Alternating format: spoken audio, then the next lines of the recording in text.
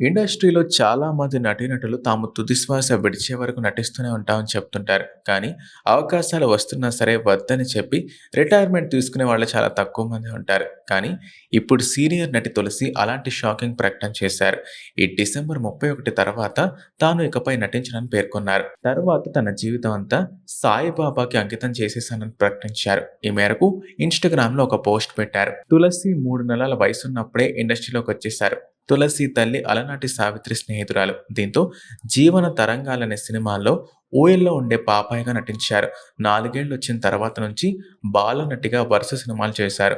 అలా తెలుగు, తమిళం, కన్నడ ఇంకా భోజ్‌పురి భాషల్లో నటించారు. పెళ్లైన తర్వాత కొంత బ్రేక్ తీసుకున్నారు. మళ్ళీ తల్లి పాత్రలు చేస్తూ సెకండ్ ఇన్నింగ్స్ మొదలుపెట్టారు. తెలుగు ఇండస్ట్రీలో పలువురు స్టార్ హీరోల సరసన తల్లి పాత్రల్లో నటించారు. గత కొన్నాళ్ల నుంచి చాలా పరిమితంగా మూవీస్ చేస్తున్న తులసి ఇప్పుడు రిటైర్మెంట్ ప్రకటించారు.